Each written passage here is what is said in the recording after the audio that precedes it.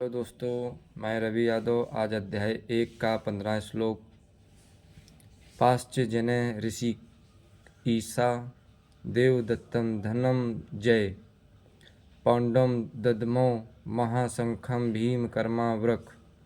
इसका अर्थ है, भगवान कृष्ण ने अपना पांचजन्य शंख बजाया, अर्जुन ने देवदत्त शंख बजाया तथा अति भोजी एवं अति मानवीय कार्य करने वाले भीम ने पौंड नामक भयंकर शंख बजाया। जिसका तात्पर्य है, इस श्लोक में भगवान कृष्ण को ऋषिकेश कहा गया है क्योंकि वे ही समस्त इंद्रियों के स्वामी हैं।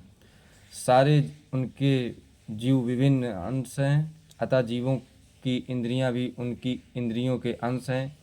चूँकि निर्विशेषवादी जीवों की इंद्रियों का कारण बताने में असमर्थ हैं, इसीलिए वे जीवों को इंद्रिय रहित या निर्विशेष कहने के लिए उत्सुक रहते हैं। भगवान जीवों के हृदय में स्थिर होकर उनकी इंद्रियों का निर्देशन करते हैं, किंतु वे इस तरह निर्देशन करते हैं कि जीव उनकी शरण ग्रहण कर ले, और विशुद्ध भक्त की इंद्रियों का तो वे प्रत्यक्ष निर्देशन करते हैं।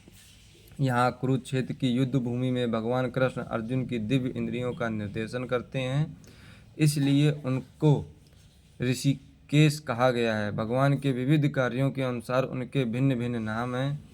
उदाहरण है, इनका एक नाम मधुसूदन है क्योंकि उन्होंने मधु नाम के असुर को मारा था। वे गौओं तथा इंद्रियों को आनंद देने के कारण गोविंद कहलाते हैं। वसुदेव के पुत्र होने के कारण इनका नाम वासुदेव है। देवकी को माता रूप में स्वीकार करने के कारण इनका नाम देवकी नंदन है। वृंदावन में यशोदा के साथ बाल लीलाएं करने के कारण ये यशोदा नंदन है।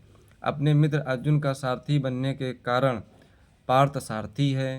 इसी प्रकार उनका एक नाम ऋषिकेश है क्योंकि उन्होंने कुरुक्षेत्र के युद्ध स्थल में अर्जुन का निर्देशन किया।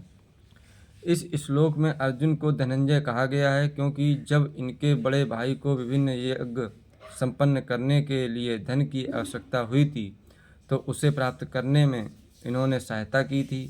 इस प्रकार भीम वृकोदर कहलाते हैं क्योंकि जैसे वे अधिक खाते हैं, उसी प्रकार वे अति मानवीय कार्य करने वाले हैं, जैसे हिडम्बासुर का वध। अतः पांडवों के पक्ष में श्री कृष्ण इत्यादि विभिन्न व्यक्तियों द्वारा विशेष प्रकार के शंखों का बजाया जाना युद्ध करने वाले सैनिकों के लिए अत्यंत प्रेरणाप्रद था। विपक्ष में ऐसा कुछ न था। न तो परम निर्देशक भगवान कृष्ण थे, न ही भाग्य की देवी श्री थी। अतः युद्ध में उनकी पराजय पूर्व निश्चय थी। शंखों की ध्वनि मानो यही संदेश दे रही थी। धन्यवाद दोस्तों।